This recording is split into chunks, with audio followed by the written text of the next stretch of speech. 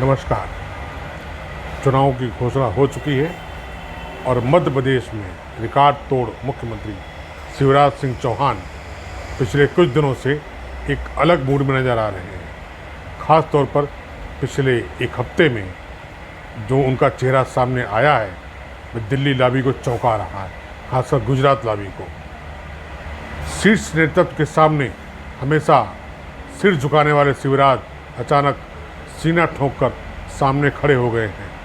ये मोदी को चुनौती है या भाजपा को चुनौती है या जो मध्य प्रदेश में नए सिपह सालार गए हैं उनके लिए चुनौती है, ये भाजपा के लोग अभी समझ नहीं पा रहे हैं। ऐसा लग रहा है कि जो शीर्ष नेतृत्व है वो शिवराज के बदले तेवर को समझने के लिए अभी समय दे रहा है। शिवराज के जीवन में यह बदलाव पिछले एक हफ्ते में इसलिए दिखाई दिया है जिसने करीब 6.5 दशक की उनकी ज़िंदगी की तस्वीर बदल दी है। ज़रा घटनाक्रम पर नज़र डालें तो इसी महीने की 11 अक्टूबर को उन्होंने भोपाल में एक रोड शो किया और कहा कि वे फिनिक्स पक्षी की तरह, बाज की तरह हैं। सैकड़ों साल जीवित रहता है बाज, फिर जलकर अपनी राख से पैदा हो जाता है।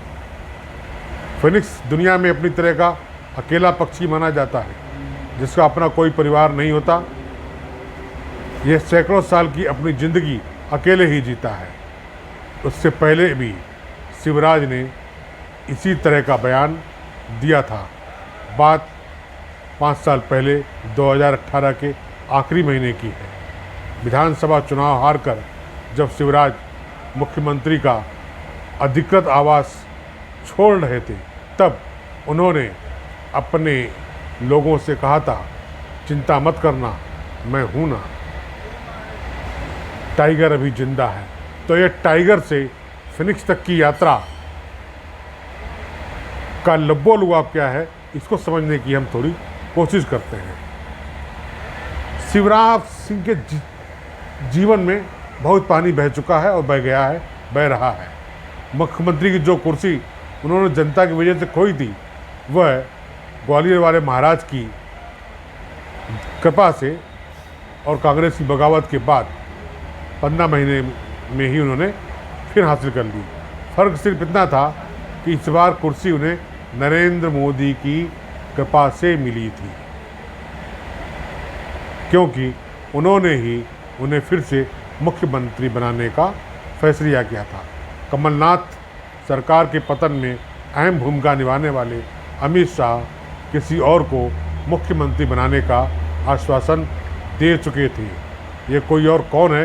ये उन्हीं नेताओं में है जो इसमें विधानसभा में उतारे गए हैं, सांसद से लेकर एक महासचिव तक। लेकिन मोदी ने शिवराज जी को आगे बढ़ाया और मुख्यमंत्री बनवाया। करीब 4.25 साल बाद शिवराज सिंह चौहान फिर उसी स्थिति में हैं जिसमें दिसंबर 2018 में थे। फ़र्क कितना है, तब वे चुनाव हार चुके थे, अब वे मुख्यमंत्री तो हैं, लेकिन उन्हें पता है कि आने वाले दिसंबर में उनकी ताजपोशी नहीं होगी।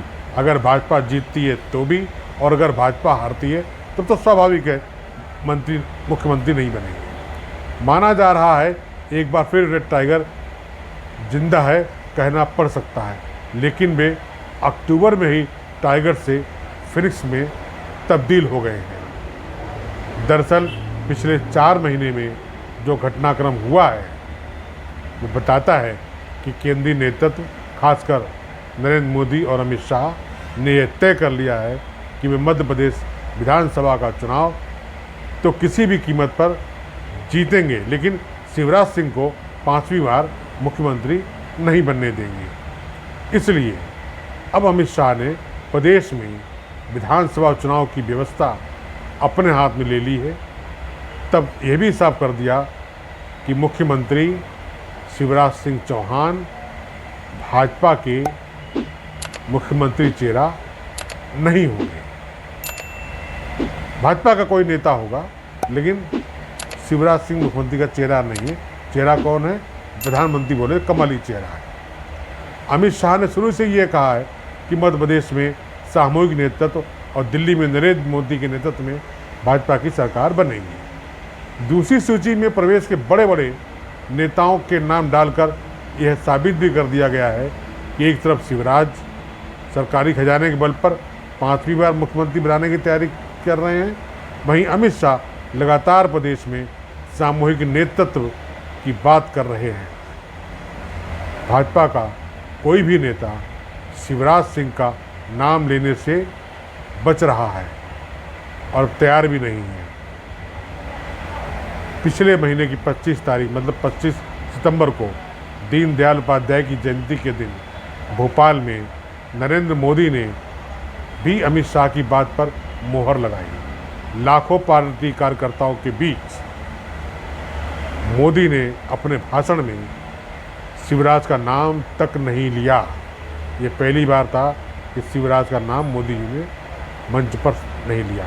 ना उन्होंने शिवराज की उन योजनाओं का जिक्र किया जो गेम चेंजर मानी जा रही थी, जैसे लाडली योजना, और अभी हाल में उन्होंने कई चुनावी शगुफे छोड़े हैं जिसे रेवड़ी कहा जाता है। मोदी आए तो थे पार्टी का प्रचार करने, लेकिन सिर्फ अपना प्रचार करके चले गए, न कि शिवराज की कोई बात की, न उनकी सरकार की किसी भी योजना का जिक्र किया।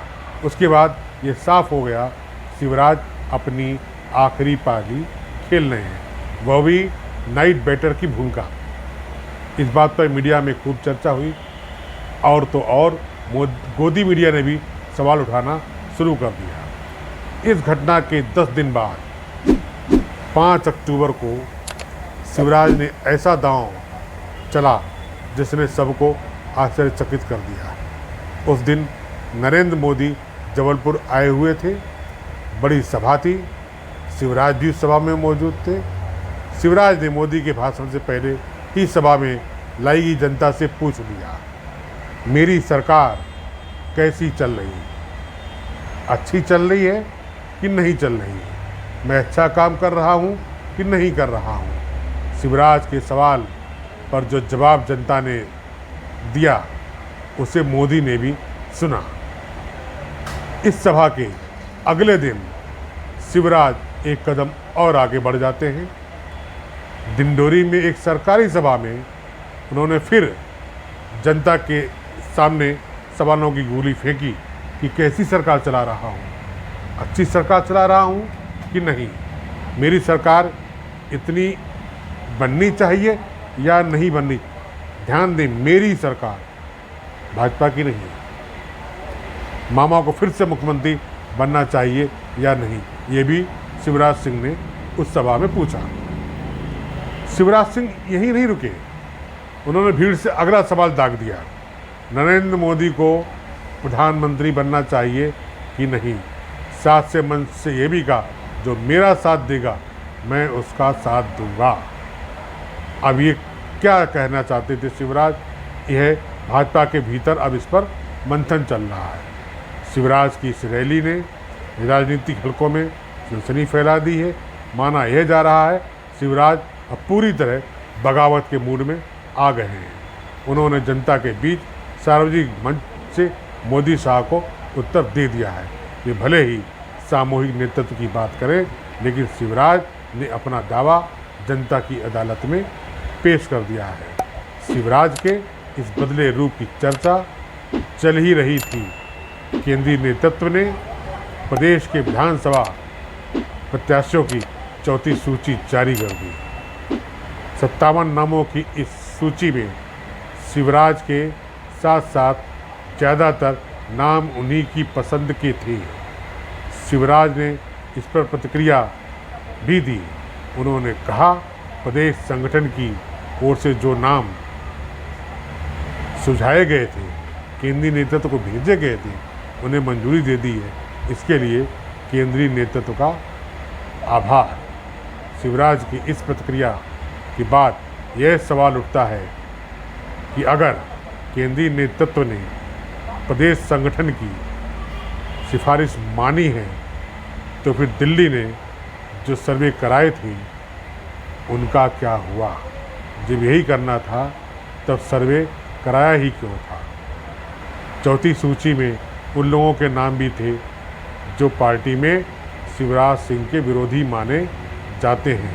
साथ ही उनके भी जो ज्योतिरादित्य सिंधिया के साथ कांग्रेस में भाजपा में आए थे। भाजपा की ये चौथी सूची शिवराज की जीत के रूप में देखी जा रही है।